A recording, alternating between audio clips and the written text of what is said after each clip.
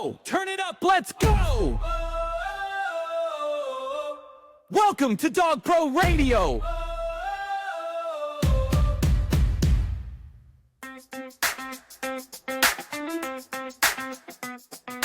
Welcome to Dog Pro Radio! Well, Jason, I had a lot of fun with this talk. How about you? Yeah, definitely a lot of takeaways regarding the evolution of the dog and how it pertained to our evolution as well. There's definitely some takeaways from that, and then the information about some of those breeds and how they fit into society was definitely interesting for sure. Yeah, I could talk village dogs every day.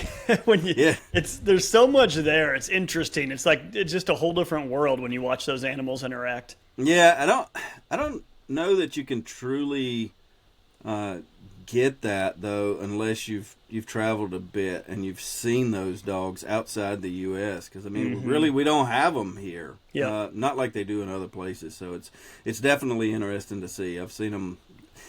You say village dogs, I'm lumping street dogs in there too because they're to me very similar. But yeah. I've seen them in lots of different places, and it's really interesting to watch. Mm-hmm. To me, and this is not scientific at all, but I use village dog when I see a dog that is clearly not bred, that when you say, what breed is it? Like, couldn't even guess. Just a mixture of literally everything. Doesn't look like a shepherd mix, doesn't look like a pit mix. It just looks like a dog of some sort. Yeah, look, to me, it's kind of a flashback to what I imagine dogs would have looked like thousands of years ago on some level. Yeah, see a lot of them. See a lot of them in Puerto Rico and throughout the Caribbean. The Bohemians call them pot cakes. I don't know where that name came from, but they call them pot cakes.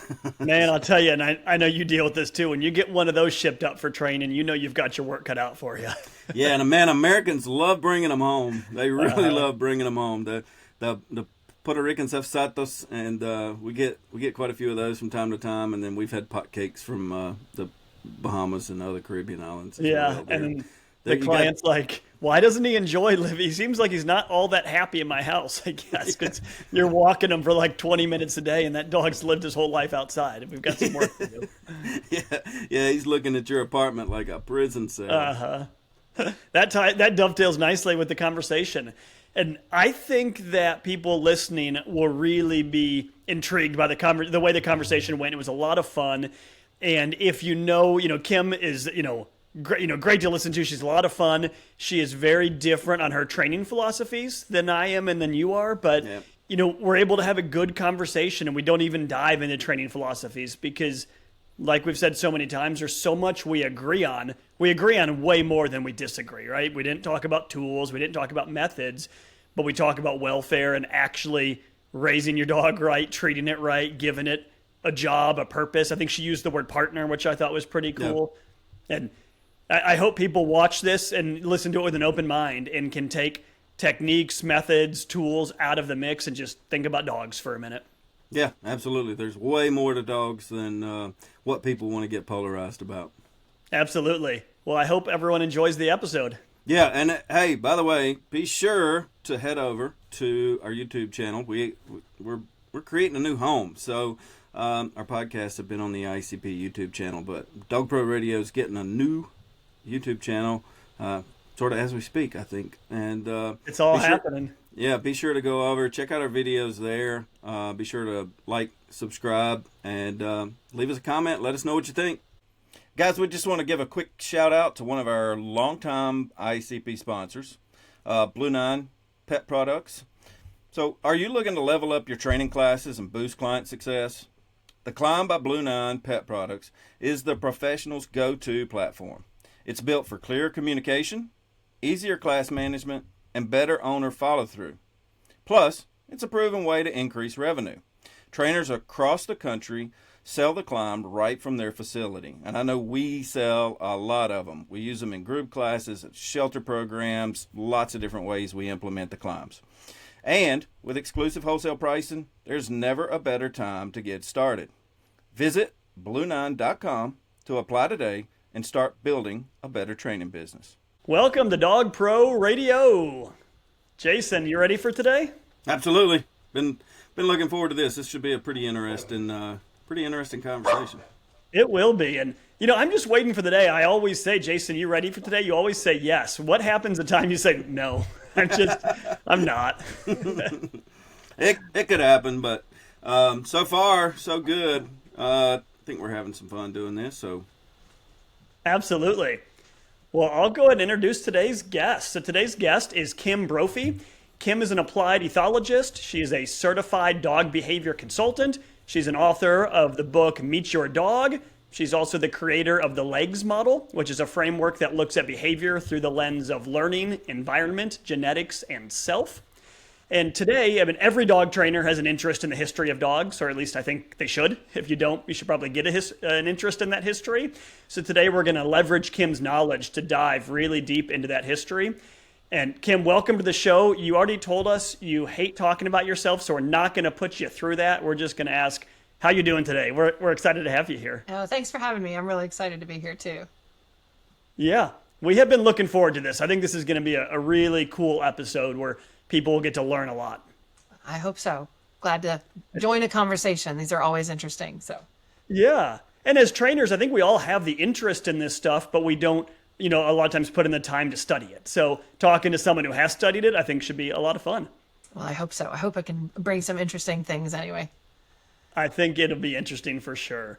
So we were just thinking about talking through the origins of dogs. How did they become domesticated? What does that history look like? And then maybe even get into the future of dogs. What do we see, going down the road 5, 10, 20 years into the future? And I think farther than that's probably hard to speculate. But I'll just hand it off to you. The origin of dogs. You can go any direction you want with us. What can you tell us your opinion about how did we get to this point of having domesticated dogs? Yeah, it's a really long story, so I'll try to keep myself from going down too many rabbit holes here. But humans and dogs relationship evolutionarily started 10 to 40,000 years ago, depending on who you ask. They seem to change their mind on that, on a regular basis, depending on what new fossils they're finding where and things of that nature. But by and large, the kind of understanding that we have at this point is sometime between 10 and 40,000 years ago, a new ecological opportunity came about for wild canids, wolves, in terms of getting closer to human settlements, camps, Mesolithic villages, etc., where there were additional resources that were available to them, right? So wolves are hunters and scavengers, and everybody in nature wants to kind of spend less and get more, right? They're always thinking about the economy of their behavior. So being able to kind of come around these locations where humans were and get the scraps from our hunts that we didn't want, things like that. Nature started pulling on those strings with natural selection first and domestication, where it was selecting for individuals in the population that were less scared of humans and were therefore bold enough, willing to go closer to where those human beings were, as well as less aggressive towards them, so they weren't as much in danger of getting injured by humans. And those are the kind of two primary domestication strings that get referenced, right? Like less fear of humans, less aggression towards humans. And so as nature started selecting for, so these individuals that are more affiliative, more willing to approach, less aggressive, etc., started being the ones that were more successful, right, in that population. And that kind of was slowly moving its way towards the first proto-dogs in the world, which as kind of a byproduct of that fundamental domestication process, which is a genetic process, right? Taming is like, a learning process for an individual. Domestication is a genetic process that happens by selecting for those individuals with those traits of less fearfulness and aggression. Then we ended up having the byproduct of neoteny. And so neoteny, for those who haven't heard that term, is the preservation of juvenile traits throughout adulthood. And so relative to wolves, those first proto-dogs were paedomorphic or neotenized to some degree, meaning that they didn't fully demonstrate the kind of scope of behaviors, the full kind of repertoire that an adult mature wolf would. which made them more amenable for us to be in close proximity to. And so that was kind of the beginning of that turning point that differentiated them as a species.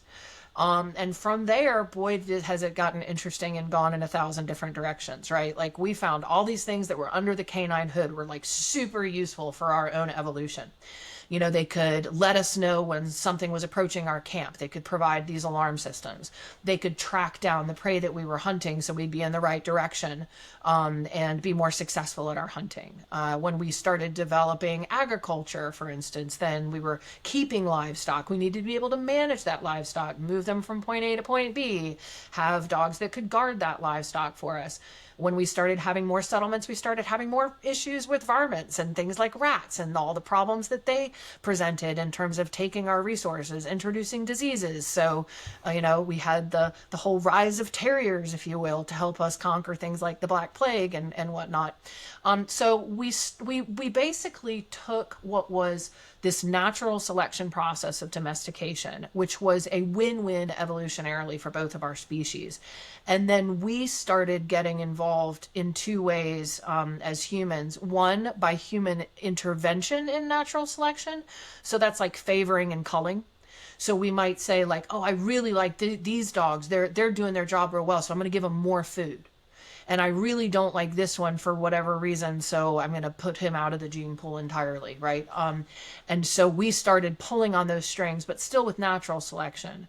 And then we started intentionally pairing breedings, and that's where we're getting into artificial selection. So guy down the street's got a dog that's doing a great job moving his livestock from point A to point B. The guy 3 counties over, what have you, probably didn't even have counties back then. But he's got a great dog doing the same thing. We're going to get these 2 dogs together and see if we can make like a super herding dog.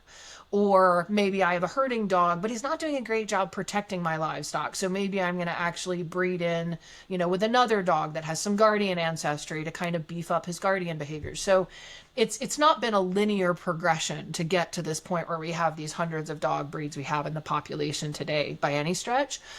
We kept, like rebreeding different kinds of dogs back together. We were trading dogs throughout history as we started crossing oceans and whatnot.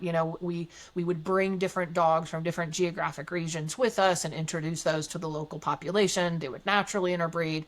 All kinds of things kind of started to happen over the course of those years. And, what's funny about where we are now is that we've been all kind of conditioned in the last 20 to 30 years especially, and really in the last 10, to believe that none of that is relevant. They're all just pets. They were all designed to be pets in the first place, which is not actually true.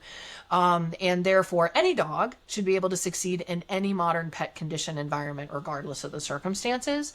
And that's where the rubber's kind of meeting the road for us now, right? Is the industry is like, wait a minute, if we're divorced from all of that history that got us to this point, that's been so important for both of our species, and we have all this amazing working potential under the hood with all these different kinds of dogs, and we're asking them to live these sedentary, unemployed, boring, purposeless lifestyles, like we shouldn't be surprised that we're having epidemics of behavior problems, right?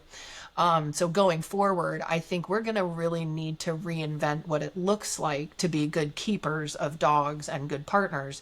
If we don't need them for all those survival functions anymore, what are we going to do with them so that they can have a good life?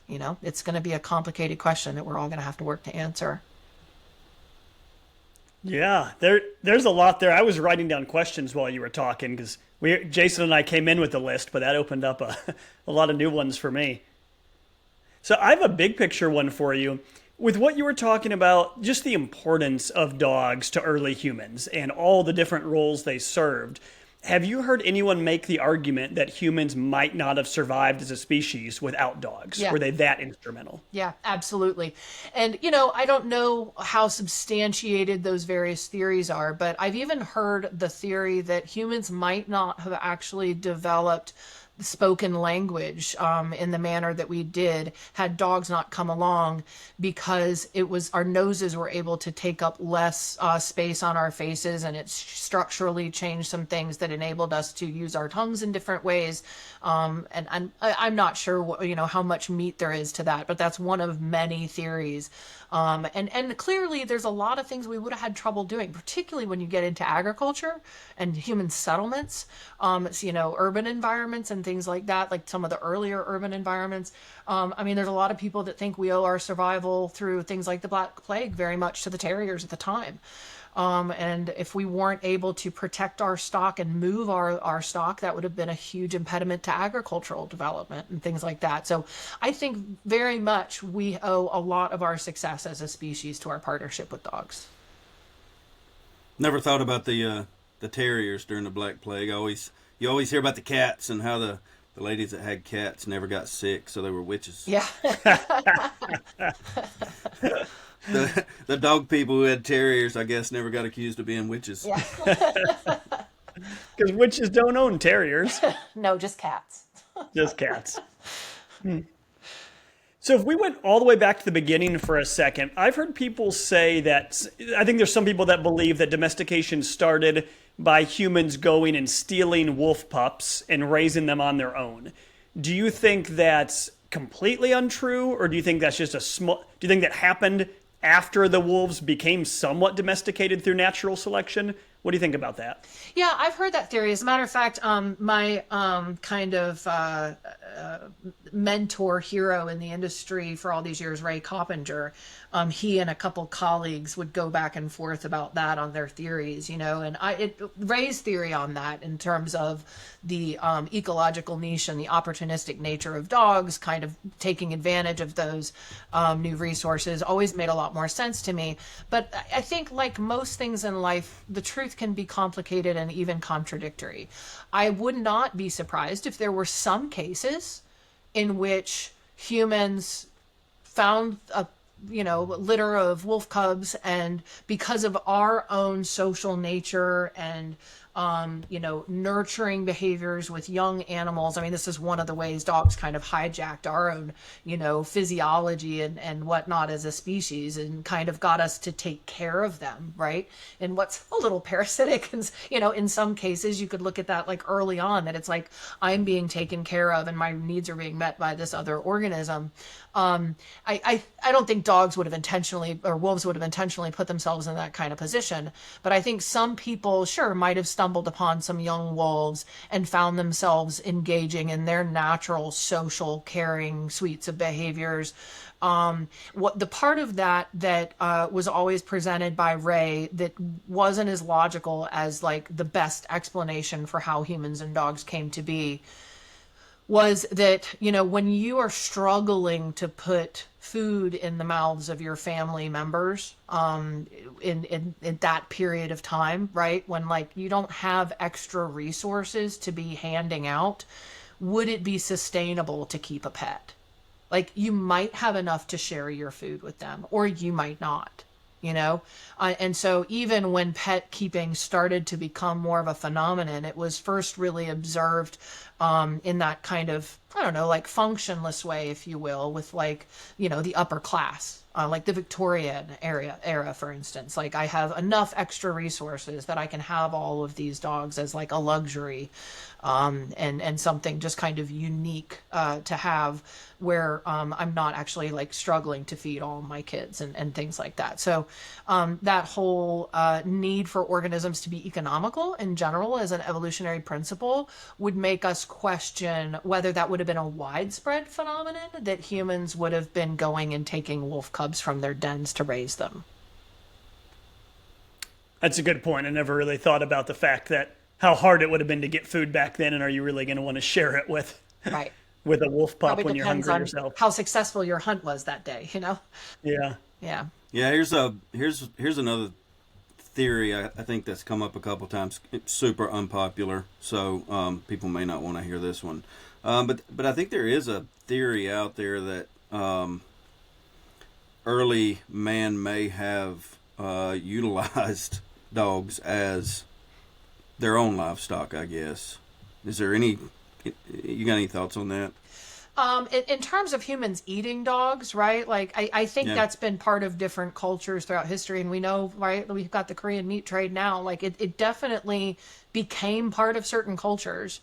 And if you are as a whole additional good point to kind of additionally combat what we were just talking about too, I think an early human would be maybe more likely to eat them than to, raise them necessarily, unless there was some benefit for the person that they were immediately seeing, and with reality is with all these things we don't know, right? We can't go back and ask. We have to like try to parse together some of the evidence that we have. But sure, yeah, I think that definitely at some point and continuing even through today, people have actually eaten dogs. Yeah. So do you think, is there anything special about wolves that made them the only choice to become our true domesticated partner, the way, and turn into dogs, versus some other animal? So basically, is it just kind of dumb luck or coincidence that it happened to be wolves and turned into dogs, and it could have been, I don't know, tigers or many other things, right? Or is there something truly special about dogs that it really couldn't have, or wolves, that it couldn't have been anything else? Yeah, I think one of the reasons that we were predisposed for that species in that capacity, well, I think there's a number of reasons. I think some of the wolves' natural behaviors were things that we needed help with, right? Like tracking and stuff like that. So some of their superpowers were things that we were like, wow, that's one of my major shortcomings as a human. I'm really not amazing at like scent tracking down game, right? We're like visually dominated, and where dogs are dominated by the olfactory cortex. So for things like that, but I think socially is the biggest piece. So there's been a number of individuals that have discussed how the kind of natures of our families, where you have like a breeding mother and father, and then their offspring, and sometimes multi-generations of that offspring that are kind of living together in an extended family, like nuclear family plus kind of style, was very similar to what like human social groups were looking like in those same times. And so I think a lot of our just kind of natural behaviors and structures compared to, say, even our closer genetic relatives of like chimpanzees, tend to live in much larger groups than what humans were living in at that time. So maybe it was just enough similarity in terms of some of our social suites of behaviors that we found some things that, we were able to recognize in each other. And then at that point, we started co-evolving, and then dogs literally started evolving to be able to recognize and respond to our body language, facial expressions, gestures, etc., as they were becoming even better adapted to optimizing this niche of living close to humans. With what you mentioned, were you saying something, Jason? Yeah, it's just going to touch on. I'm sure you've heard of the Fox Farm Project and looked at the physiological changes and how those foxes physically morph as well as behaviorally, obviously. How early do you think that took place with these early wolves and their interactions with humans? Oh, I'm sure actually someone's got the historical data on that, at least, whatever our current updated models are and the time frame. But like those changes like curly tails, piebald coats, dropping ears, feminized craniums, things like that. Like those same changes did, of course, occur in the domestication process with dogs from their wolf ancestors in the same way that it happened with the Fox Farm studies that Belyaev did there. And it's interesting, though, because there's been some debate and kind of controversy around those studies, too, in recent years. I'm sure you guys have seen it, where they've said that Belyaev actually selected foxes that had already been domesticated to some degree, even for the controls, that there was some kind of confounding variables to all of that. So I don't know how that skews some of that data that we've been relying on so heavily for all of these years as kind of a point of reference. But I think the fundamental principles that were demonstrated through the Fox Farm studies still hold true in terms of when we select for behaviors, we get different morphological or physical traits as well as those changes in behaviors. Yeah, and then if people aren't familiar with that particular work, those changes took place, relatively speaking, in a blink of an eye. I mean, as far as generations go, it was really short, in my opinion. Yeah. Yeah, absolutely.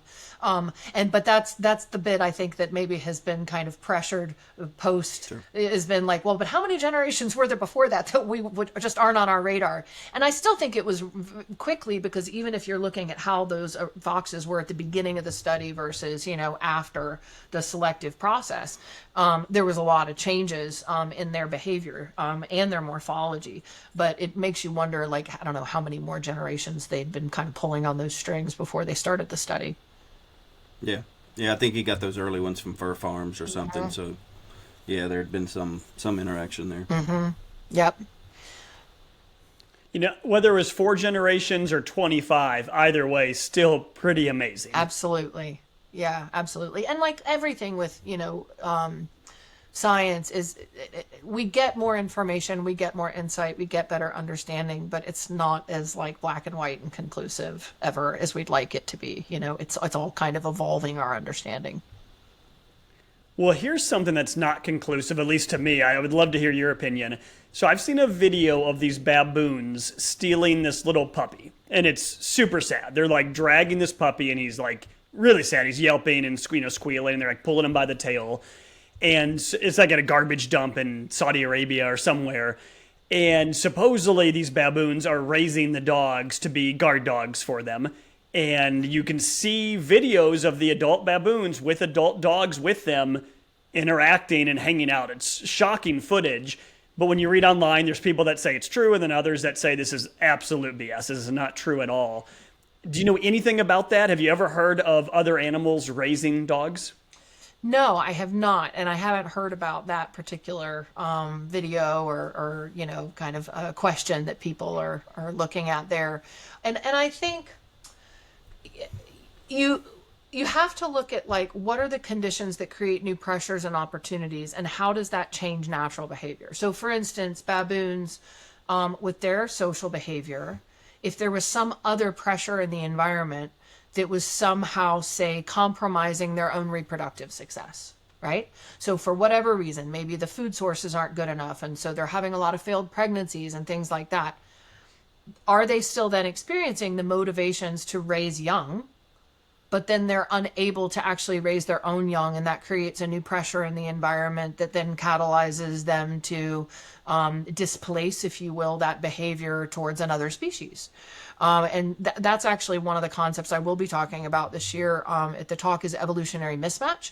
And so a lot of the things that are happening right now in the modern Anthropocene that we're all living in, which is kind of an epoch that's defined by humans' influence on the planet, is that a lot of species are experiencing evolutionary mismatch, as well as us humans, because of the kind of rate of environmental change and new pressures that a lot of species are not able to biologically evolve fast enough to be adaptive.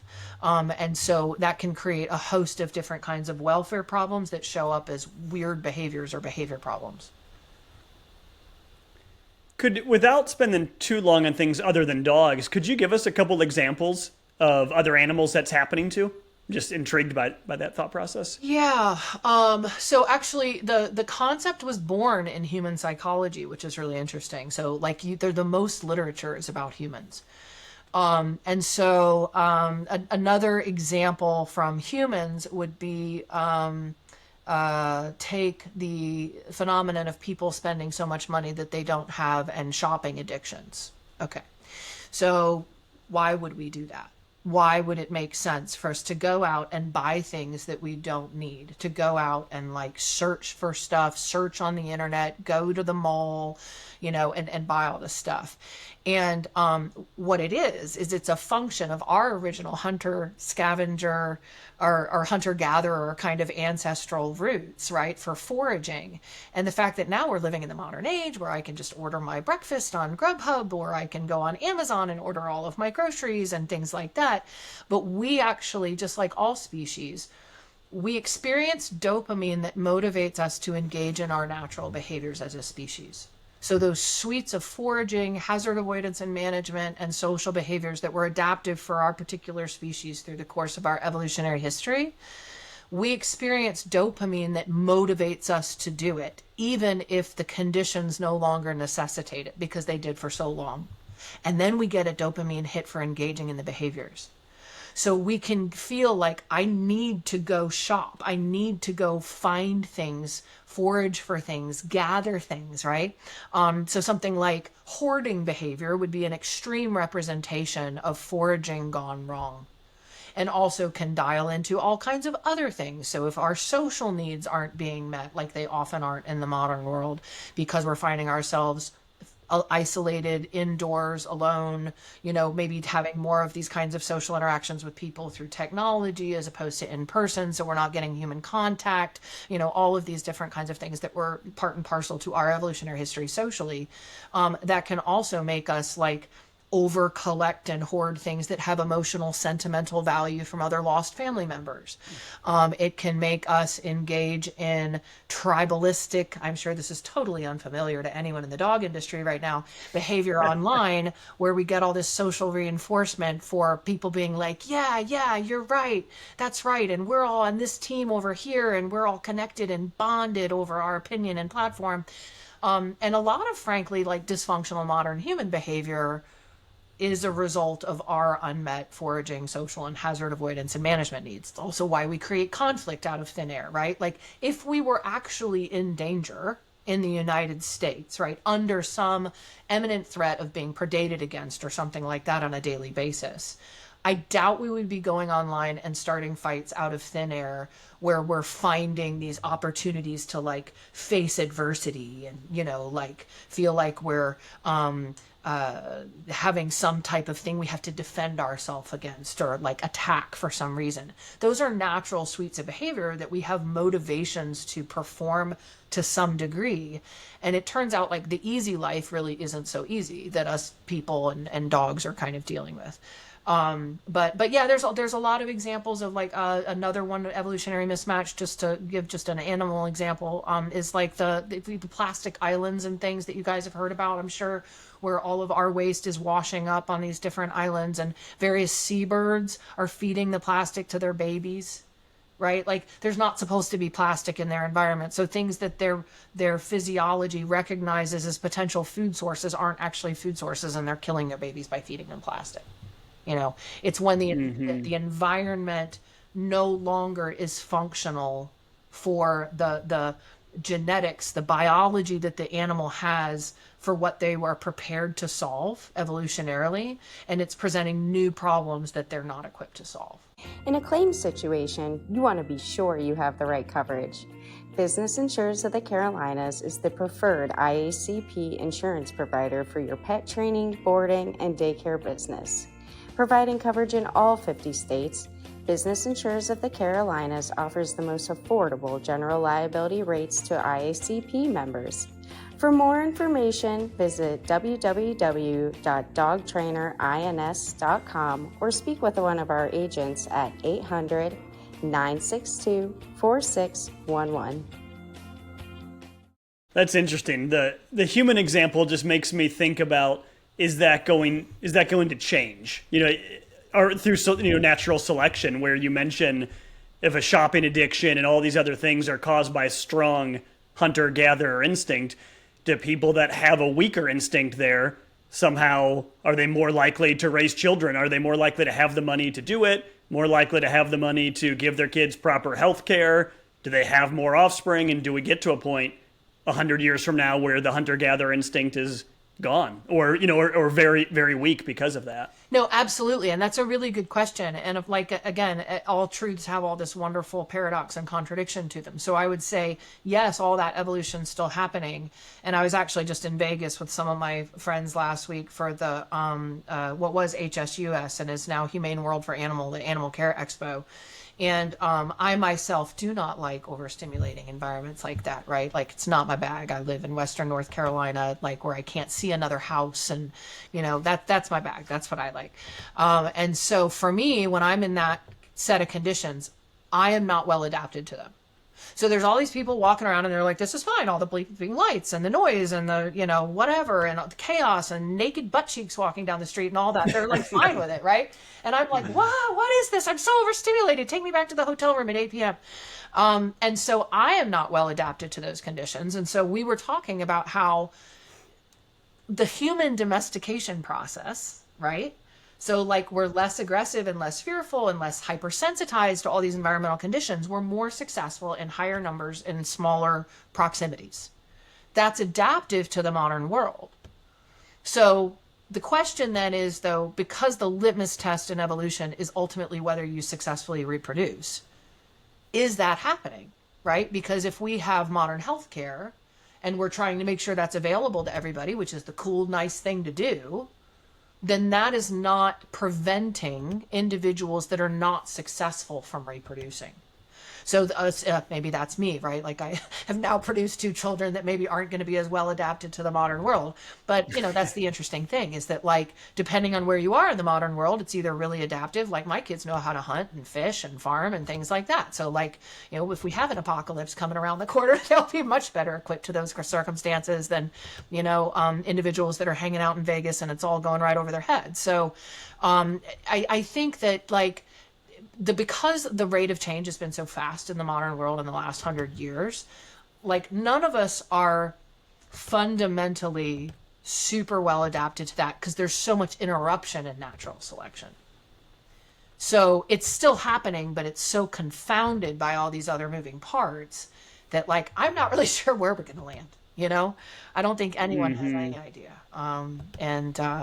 And then, we've got all these artificial things like that are in our diets and things like that are making people taller and grow faster and reach puberty early. And like, is any of that going to have any kind of adaptive benefit? Or is it all just stuff that's happening because that's just randomly what we're putting in our food sources because they can make more money? Like, we have no idea, All I know is if there's an apocalypse, I'm going to Jason's house. He's a Southern man, which means he can do anything. Hunt, fish, fix a tractor, probably make moonshine, I would assume.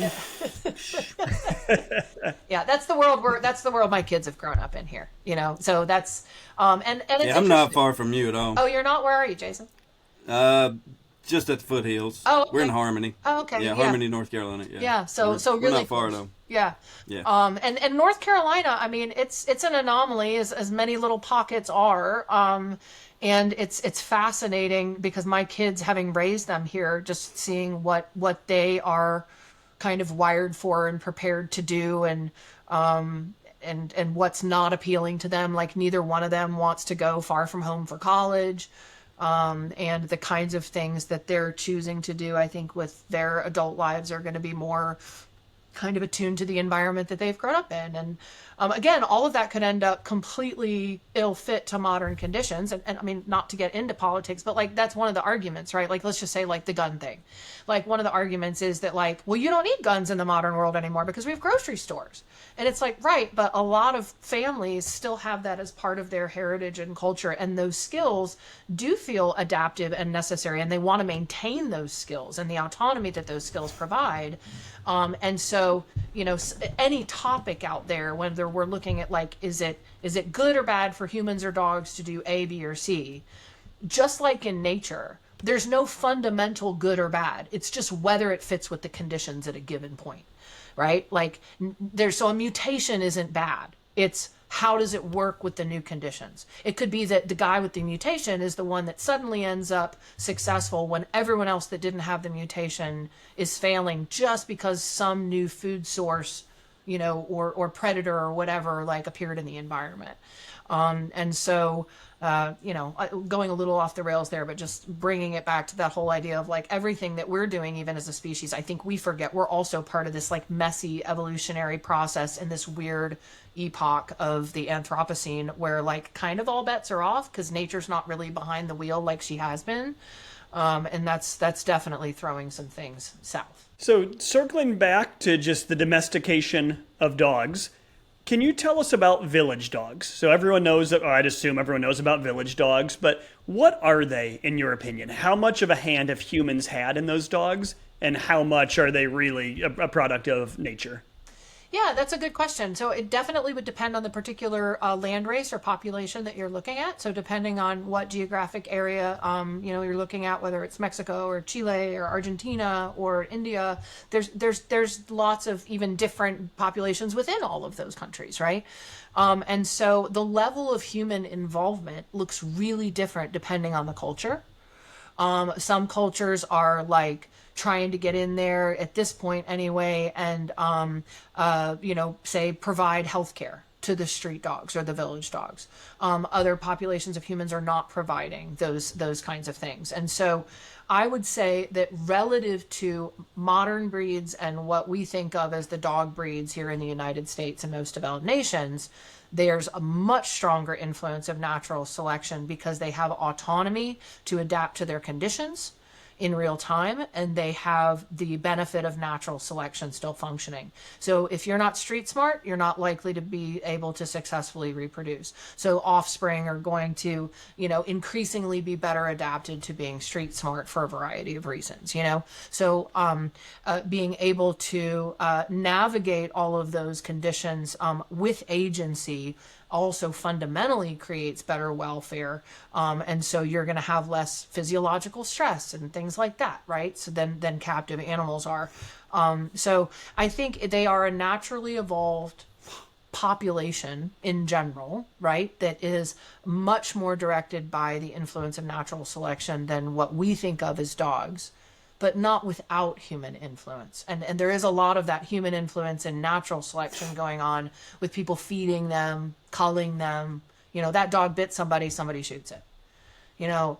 This dog is super cute and everyone just thinks he's so adorable, and he comes around to all the cafes at this cute little town in Argentina every day and they all feed him. And so he's making the rounds with all the ladies in town and, producing lots of litters of puppies and stuff. So, because he's getting really well fed.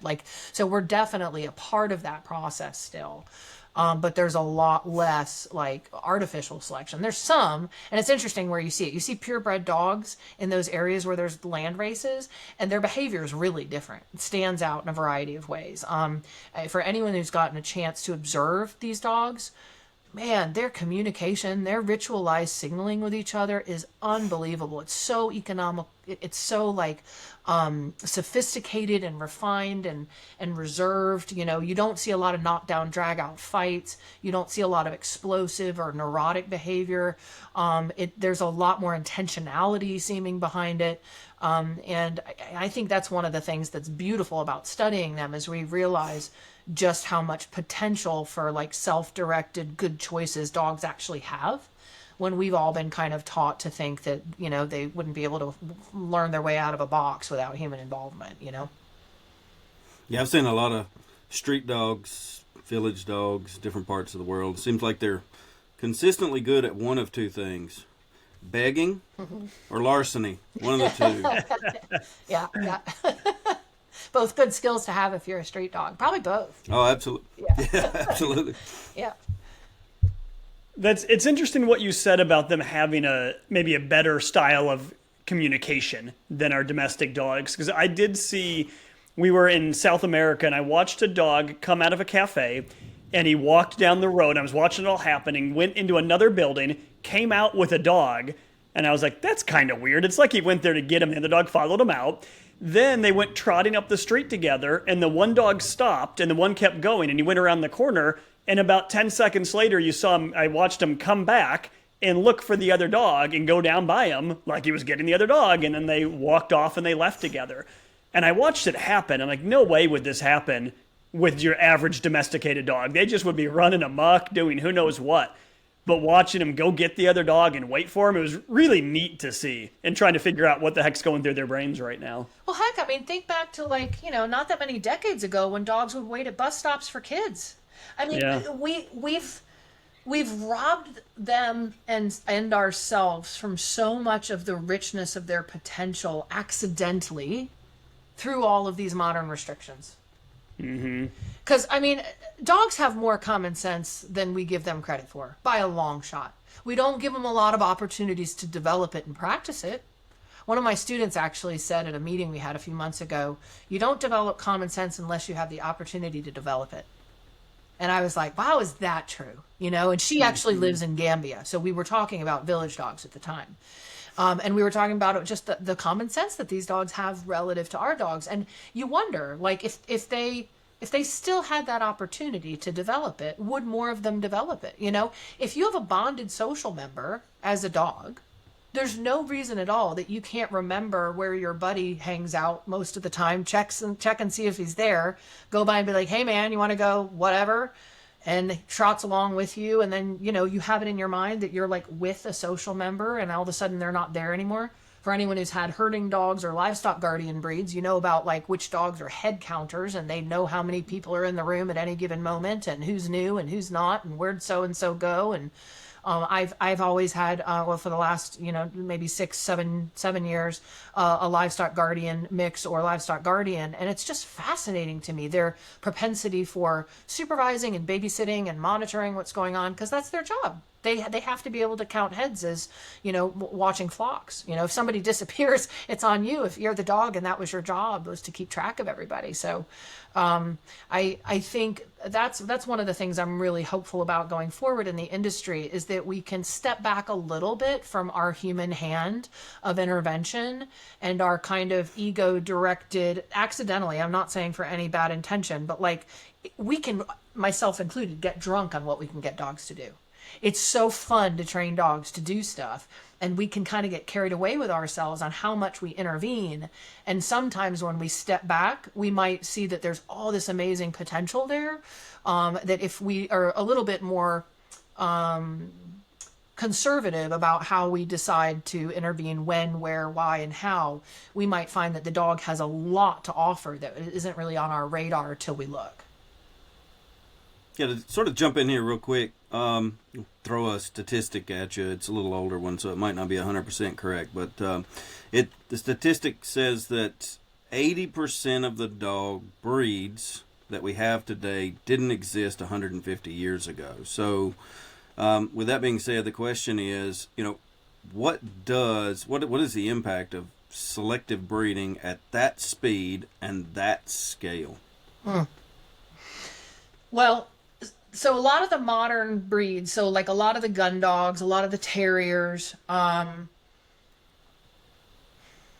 lot of the herding dogs, some of the scent hounds, right?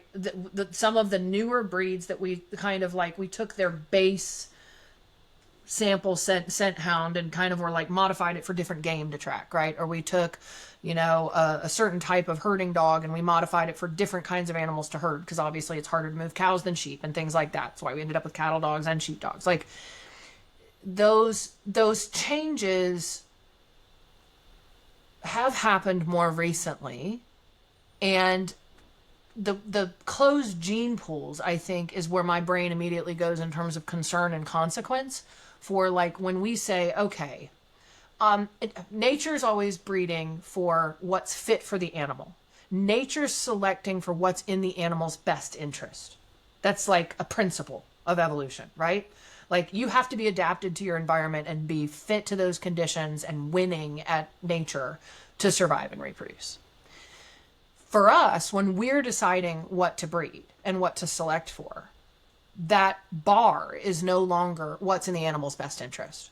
So we start seeing more health problems. We start seeing more maladaptive behaviors. Frankly, we've bred a lot of dogs in the last 150 years that are physically and behaviorally just really unhealthy. Like, nature would never have created them because they violate other fundamental rules in nature, such as self-preservation. So self-preservation is supposed to be this constant operating filter that tells you whether something's a bad idea because you could risk dying if you did it. Well, terriers are a great example of breeding against self-preservation. You know, it's like, I don't care if it hurts. I don't care if I'm like, the thing is 4 times bigger than me. I'm going in the hole anyway, and I'm going to mean it. And if I come out bleeding, so be it. Like, whereas, you know, nature would be like, is it a good idea to go in that hole? Like, you know, like, depending on how big you are and what you just chased in there, right? We've bred, for instance, ritualized signaling out of certain breeds of dogs because that wasn't beneficial for the function, say, of blood sport. right? And so ritualized aggression is meant to actually avoid full altercation conflict. It's meant to tell you, dude, I don't want to hurt you, but I will hurt you. I'm telling you, back off. Don't get in my space. Stay away from my stuff or my social members or whatever. And then so it doesn't make a good blood sport dog, for instance, if that dog is like warning you of all the things that he's going to do in the interest of avoiding conflict. The dogs that are going to be more successful are the ones that just get right in there, and they make the better hit first, and are able to get that upper hand. And so, but ritualized signaling is really adaptive for all animals in nature.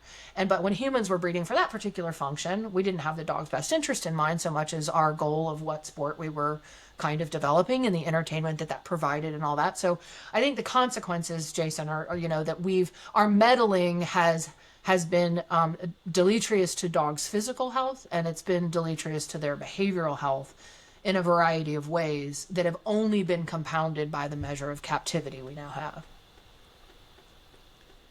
It's interesting the differences you see in different spaces of dogs or dog training. So I'm in the pet dog space. So I see working dogs, but most of the time it's a working dog in a pet household. And so we're called in for behavioral problems. And circling back to the village dogs, my point that sometimes in what you had said, sometimes they seem like they have more common sense or are smarter. What most pet dog owners seem to want, at least in my experience, is just a dog who's not doing things they consider to be bad. Barking, pulling on leash, biting people, whatever. And it makes me wonder what the breeding is at. I mean, Frenchies are a great example, but what's being bred and what are we creating that we're creating for a sedentary lifestyle? And I don't know, is that good or bad? I'm not really sure, and I'd be curious your take on that. But if you take working dogs out of it, obviously remove border collies and Malinois and all these, dogs that are truly being bred to work, what are we creating and what is it doing? Because I see a lot of dogs that don't have common sense. A dog that I don't think, no matter how you raised it, would wait for the child at the bus stop. I think the dog would just do who knows, whatever it's going to do. They're happy-go-lucky, but they seem fundamentally different than some dogs. So what do you think? Do you see that as well? Do you think that's happening? And where does that take us in the future? Yeah, I mean, I think that definitely people in the pet dog part of the industry, and that's where I've been operating for the last 25 years too. You take a list of all the natural behaviors of dogs, and that's basically the list of complaints they have for us when they call us. I don't want any of these things. And you're like, you do know you got a dog, right? But all of these natural behaviors that are basically restricted by captivity, they show up inappropriately because they're not out there doing it in the conditions that they were designed to do them in the first place. And if our modern world is moving in this direction of increased technology and sedentary indoor sterile lifestyles, it's not fair possibly to keep breeding dogs with so much common sense that's going to have them losing their ever-loving minds in those conditions. If you put me again in those conditions, if you say, Kim, you're going to live in a condo in Vegas, I'm like, no, thank you. Not doing it. Rather not even be here. Not interesting to me, right? And so maybe common sense is a kindness if we're going to keep dogs in those conditions. I mean, that's a real ethical quandary question that I don't think there's a clear answer for. There was an article I read years ago called Dumbed Down by Domestication, right? And essentially, and I like kind of thinking about this with humans too, it's just kind of fun. It's like complacency is more convenient, it's easier for everyone to live with, and it's more adaptive to those modern conditions. And that's a byproduct of domestication. So it's a kindness if you're in those conditions. And if suddenly you're not, you're in trouble. If suddenly those conditions change and you find yourself, navigating other circumstances where you're no longer bubble wrapped, then you're going to find yourself in poor form. And so this is one of the challenges, is if we should be breeding dogs for the world we have today, but what does that really look like? To me, one of the best examples is service dog training programs. So you're breeding for dogs that can think, they can follow directions, they can learn, they can handle modern conditions, right? They're not super disrupted by being in airports, train stations, all the kinds of modern stimuli. Tend to have good temperaments as far as, handling, being around a lot of people and other animals and stuff like that, but they're bred for the modern world. So I think I'm really curious about like what that magic formula is for the new front line of service dog breeding that people like Brian Hare and Vanessa Woods are working on at Duke Canine Cognition Center with their service dog breeding program. I think that there's a lot of potential, and they even have said, there was a recent article that they were involved in about a new wave of evolution in the dog world or evolutionary trajectory, and kind of pointing to this service dog breeding as part of that. So I think we're stuck a little bit. I think continuing to breed dogs for jobs we no longer have, there's a cruelty to that. And I think breeding dogs to the point where they can't think their way out of that box might be cruel as well, or it might be super adaptive. I think this is kind of where we're at as an industry, is that we have new questions we have to ask ourselves. I think we need to break, frankly, all the molds and templates that we've had for the last 20, 30 years and reinvent, because the problems we are having now are not the same problems we were having with dogs 20, 30 years ago. The problems they're having are not the same problems they were having 20, 30 years ago. And we're now seeing this epidemic rise of dog behavior problems, which from animal welfare science models tells us we're having welfare problems, because behavior problems are not at all common in nature. If they happen, it means something's terribly wrong. And so when we're having this widespread phenomenon of dog behavior problems in the United States right now, then we have to really look at that as like there's some dysfunction underneath all that. This is really welfare issues we're dealing with, more than just training issues. Training is part of the solution, but it's that we have to get to that evolutionary mismatch kind of question. And being a responsible pet owner is huge, of course. And it's rare, I'm sure you two see the same thing, it's rare for me to see a client who raised a dog from a puppy, walked it very often, did a lot with it, and is still having major issues. It's, I see it a lot where people rescue a dog that came with issues, or they get a dog, they don't walk it very often, and lo and behold, there's problems. But it's pretty rare someone comes to me with a dog they've raised since a puppy that they're walking 5, 6, 7 days a week and doing a lot with, and they're having major problems. Mm-hmm. Yeah. Yeah, a lot of people, they just don't know. I mean, that people, I think, really believe that a dog spending 23 hours a day inside is fine. They walk it, for 3 20-minute walks a day, and they're like, I walk him. Mm-mm. And depending on what kind of dog you have there, I mean, my Australian Shepherd used to drive me nuts back in the day. She was my senior thesis project when I was in college. And like many Australian Shepherds could keep going like the Energizer Bunny for like 18-hour days. And I could take her for a 5-mile horseback ride with her like running tandem along with the horse and running out and back like they do across fields and over mountains and creeks and streams and all this. We'd come back from the 5-mile horseback ride where she would have probably done 10.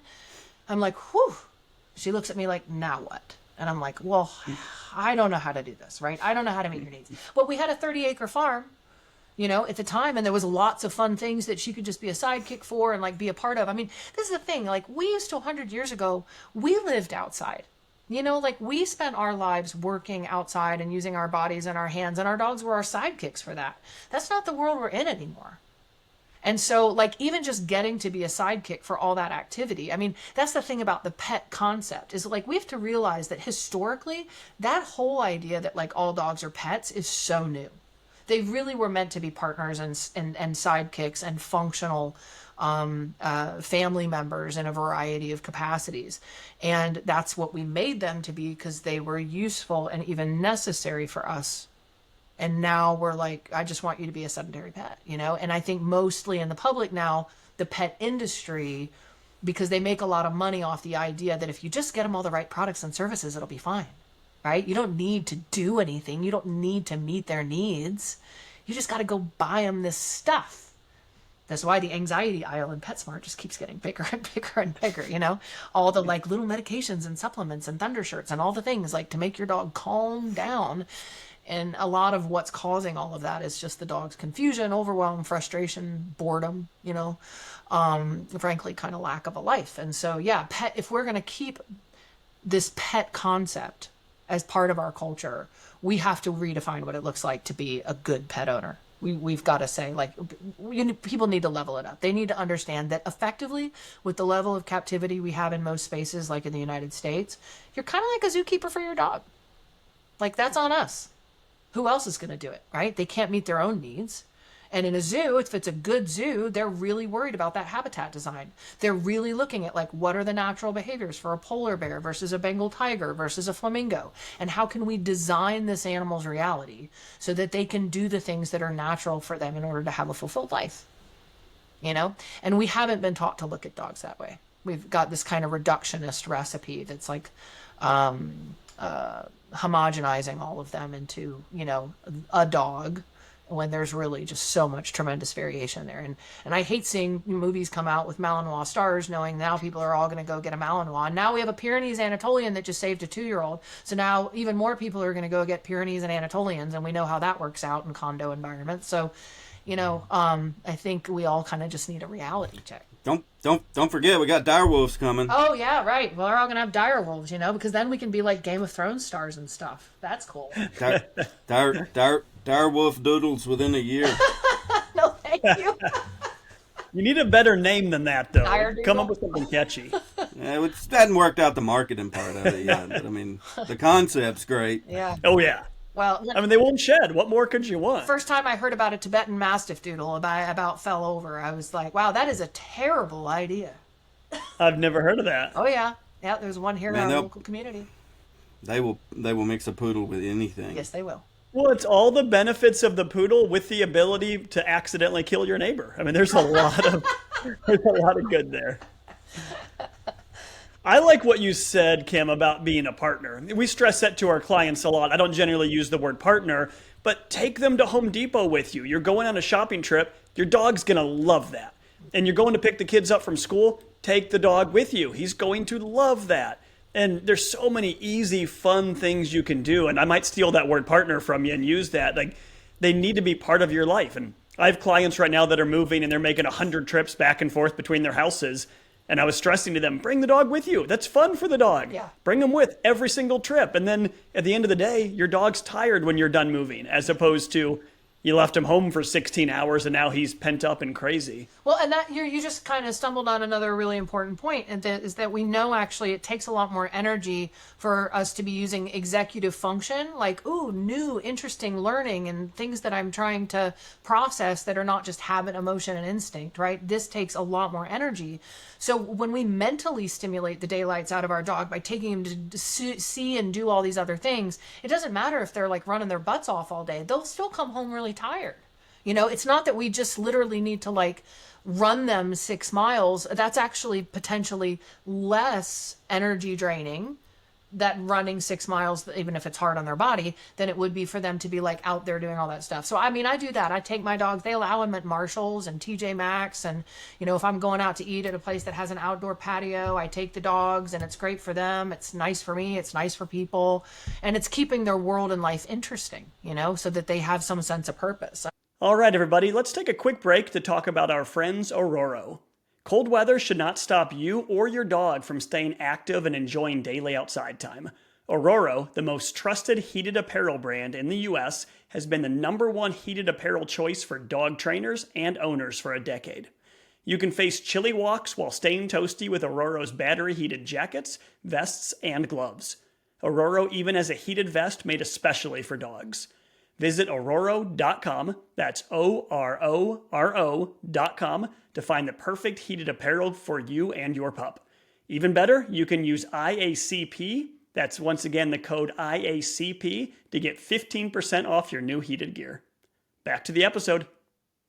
That's another thing that I think about so much with our species and theirs, and so much of domestication and kind of the easy life being too easy, is like in nature, every species has to have purpose. Like there is no free ride. You have to use your energy towards foraging, hazard avoidance and management, and social and reproductive behaviors to get by.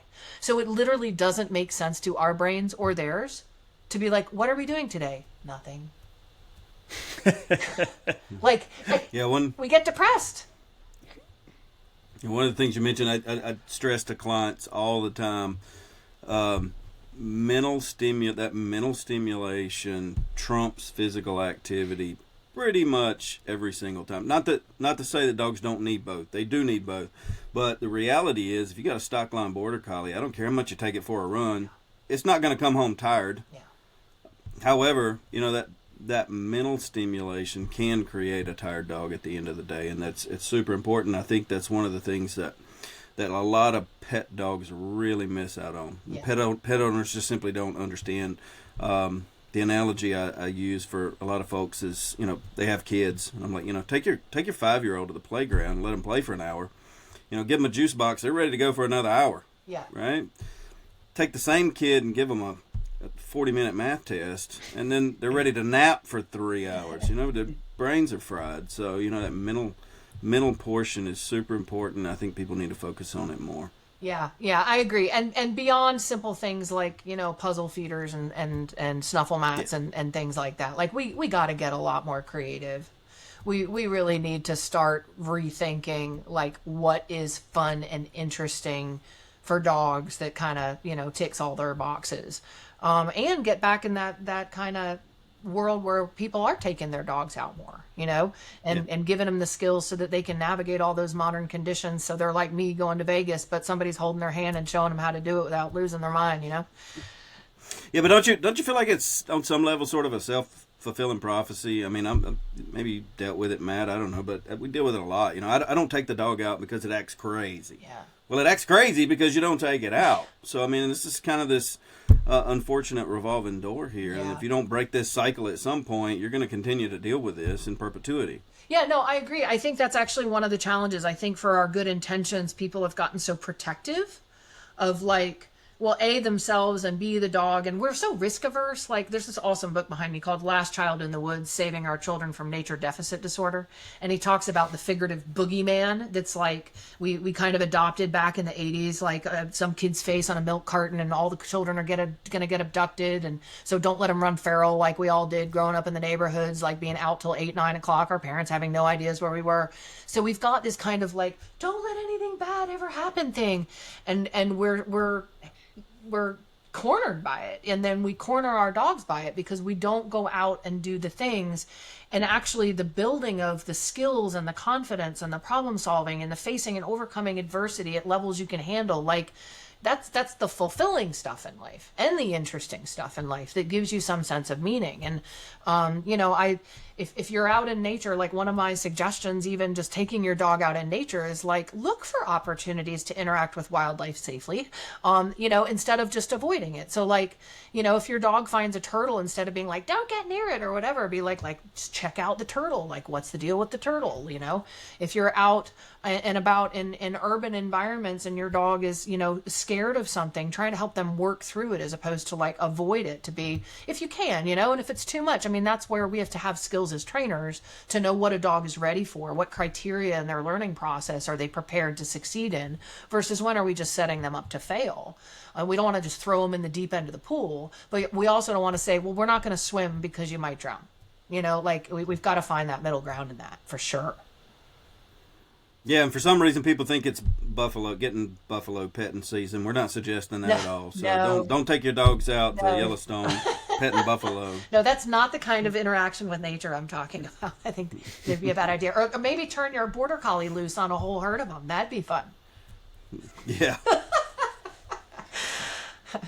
Fun for the collie. Yeah, well, for a minute. For a while. Yeah. Well, do we want to pivot to just talking? We've already touched on this a little bit, talking about the future of dogs. We've talked some about kind of what's happening now. What we're doing with breeding. You had mentioned maybe breeding to get rid of common sense is the kind thing to do. Maybe it's not, and I know we're speculating as we look at the future. But what do you think is the most likely scenario in the future if we continue down our current path with dogs? Where do you think we are in 10 years? I do still have dire wolf doodle on my bingo card, just so you know. As far as future How long? goes. 5 years? 1 year? Probably not economical right now, so I'll give it 5. Yeah. So my wife has always said market she wants a dire wolf, but they shed too much. Right. So this solves literally everything. It depends on what day you ask me, whether I'm feeling optimistic or pessimistic. Right? The realist in me just says, well, this is going to be bad, right? Like, just generally. But then the optimist in me feels like we got to keep plugging forward. And frankly, I'm even encouraged by some of the progress we've made in the last few years. I mean, like, 4 years ago, I was being called a dog racist for suggesting dogs are biological animals where a phenotype might be relevant and maybe there's some differences between breeds. Now the climate is shift to where people are like, yeah, okay, like dogs are biological animals and maybe there's some differences between breeds. And that was like an uphill battle that I had been fighting for a long time, at least in the professional circles that I had been in. And so I'm seeing progress in some ways happen faster than I thought it would. And I'm encouraged by that. While I'm seeing more divisiveness in the pet dog industry than I've ever seen, I'm also seeing more like high level collaborative stuff happening where people are stepping up and really trying to solve problems, standing shoulder to shoulder, rolling up their sleeves, and like, what do we have to do to solve these problems? And so I think, like most things in the world right now, we're just tipping. We're like this teeter-totter. We have no idea which direction it's going to go, for any number of reasons. And I think if we were just to kind of look at likelihoods, assuming we don't have any major events, probably our worlds are going to get smaller, more technological, more sedentary, more sterile, and people need stuffed animals that maybe have a heartbeat. Goldfish. Who also are miserable, by the way, in their little, bowl you put them in. But yeah, I mean, like, I think that I went to Toronto a few years ago. Have y'all been to Toronto? About a year ago, yeah. Big city, right? So driving down the interstate in Toronto, I'm in the back seat of the car of the folks that hosted us presenting there, me and Mike Chikashio. And the buildings, these are residential buildings that you could spit onto the interstate from.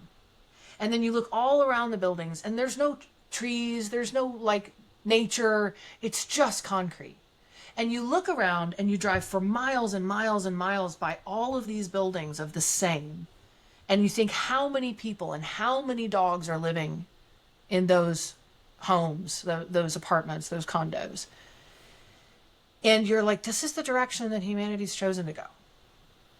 Like for better or for worse, this is, we're in the age of the Jetsons and plugging away, right? And so if that's the case, I think we and our dogs are in big trouble. I think we've gotten carried away with ourselves and what we can do. And I think both of our species are suffering tremendously as a result. And all the statistics on dog behavior problems going through the roof and human mental behavior and behavioral problems going through the roof. The writing's on the wall, is from my perspective. But I don't think we're going to stop. I think we're just like, I'm going to do it because I can and because it's making money and that's just what people are doing. So I think that it's going to get worse before it gets better, if it gets better. But I'm going to keep working for better because it's the only thing I know how to do,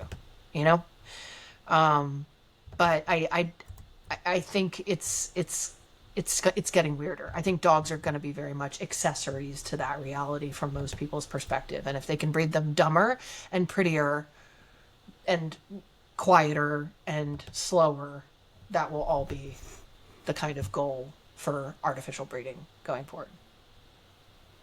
I'm pretty sure I've worked with some of the dogs that come from those breeders that are doing the dumber version. I've dealt with some of those lately. Yeah. And it's a whole different kind of set of problems in a way, But if they're ultimately uber complacent, that's what people want. Just passivity. That's not what I want in a dog, that's not what interests me. To me, that would be boring. But I think it's what a lot of people want. One of the things that I was talking with one of my colleagues about recently is that so I grew up around animals, right? And we're starting to get some generational effects, right? Like those of us that grew up outside, feral, running the neighborhoods, hanging out with kids, doing all the things till 9 o'clock at night. We grew up around animals. We grew up in the creeks, and in the woods and, we know dogs and have some expectations of them in ways that some of these younger generations whose families didn't have dogs, so they might have been from environments where pet dogs just weren't kept one generation ago or two generations ago. And so it's just, it hasn't been part of their life experience. But then they're like, I want a dog because that seems fun. And I see all these cool TikToks and I see all this stuff on social media, and that'll be fun. I'll have a dog and my friends will have a dog and we'll take our dogs places. And a lot of these people that don't want to have kids, they're getting dogs instead and all this, but they have no idea who dogs are. They didn't grow up around them. They only know what the internet is telling them about dogs. And the internet is not full of a lot of incredible advice and insight. You know? It's full of advice. Full of advice, but not necessarily good advice, right? Or advice with no context. That could be good advice for a different dog or a different person, but not good advice for you in that moment. Yeah, and I think that's a part of that whole homogenizing all dogs. Like, they're just dogs. It might be fine for this dog if you have a Labrador or something, but it's not going to work for your Akita, or whatever. Like, and so, yeah, I think that dumbness is going to continue to be kind of the goal. Just passivity, whatever that looks like, just passivity. They don't want dogs that are going to stand up for themselves and their own feelings. They don't want dogs that have strong opinions, strong drives, strong needs. So, yeah, I mean, at a certain point, they won't be dogs anymore. At a certain point, we'll have another evolutionary crossroads, much like when wolves became dogs in the first place, where it becomes, I don't know, a chia pet, like something. And that's what I wonder with the future, with people living in an apartment and they want their dog to go to the bathroom inside, on something, whatever they happen to be using. And we see that a lot in cities, of course. And it's something that people like. And what's going to happen after that? That just became a thing, I feel like, in the last 10 years or so, at least more common. Yeah. What happens 30 years from now if that continues? Oh yeah, I mean, that's a great example of, think how much money the pet industry stands to make for dogs peeing on pee pads. Pee pads are expensive. They're ridiculously expensive. It's like diapers that they stay in forever. I don't want to have to pay for diapers forever, but somebody's making a lot of money off of that being a great idea. And when you live on the 21st floor, I get it. But then none of us are living naturally, and then that dog never maybe goes outside. Have you seen those fancy things they sell that have like AstroTurf on them? Oh yeah. It's like a litter box, to be on the porch of your condo, and the dog goes to the bathroom on that, and then you clean it off. Oh yeah, absolutely. Yep, and they've got the fake grass, the real grass now, where they send you sod replacement. On a monthly basis. And I've had clients in Asheville that I recommended it for because they're disabled little old ladies that live on the 21st floor with a Pomeranian that they literally never take outside and refuse to. And they're like, why is the dog peeing on the carpet? I'm like, I don't know, So I'd rather give the dog, well, here's something that smells organic since you never get to go outside. But it's so bizarre that these are the conversations we're having in a way, isn't it? God, and it's tough because when someone has the dog, they're not getting rid of it. So as a trainer, all we can do is speak our mind and then do the best we can to convince them to give the dog the life it needs. Yeah, absolutely. And that's the part that I really hope changes, and what I'll be, talking about at the conference this year is what I feel like that really looks like by applying modern animal welfare science models to our industry, because we're that first line of contact, us and veterinarians and other dog professionals. Like, we have to kind of recognize the writing on the wall for what it is and start changing some of our narratives, I think, towards what our responsibilities are as humans for meeting needs, instead of all the things I can get dogs to do and not do, right? Because training's amazing. You can get all kinds of behavior change with training, but it doesn't mean the animal's welfare is better, right? And so at a certain point, we have to say, is it fair that I'm erasing all these behaviors from the dog's repertoire because the owner had that as the complaint list, even though they were all natural behaviors? They don't want the dog to do any of those natural behaviors. And I can successfully remove them from the dog's repertoire, but not without consequence for the dog. And I think as an industry, we've been pretty impressed with ourselves when we get a lot of behavior change, and that's almost been our calling card for whether we're good at our job. And I would like to see that value change to we're good at our job when we can make sure that dog has an awesome life and they're well behaved. That's what it should look like, because everybody wins. Yep. I say a variety of this on every episode we do because I say it to clients every day. but you need to spend just as much, if not more time teaching your dog what they can do versus what they can't. Yeah. And can't is important. We spend a ton of time on can't. You can't bite people, you can't bark constantly, you can't do a lot of things, but you have to spend a lot of time on the can. Yeah, absolutely. They need the skills, especially in a world they don't know how to navigate. Like, you can't raise a kid without like showing them what to do out there, you know?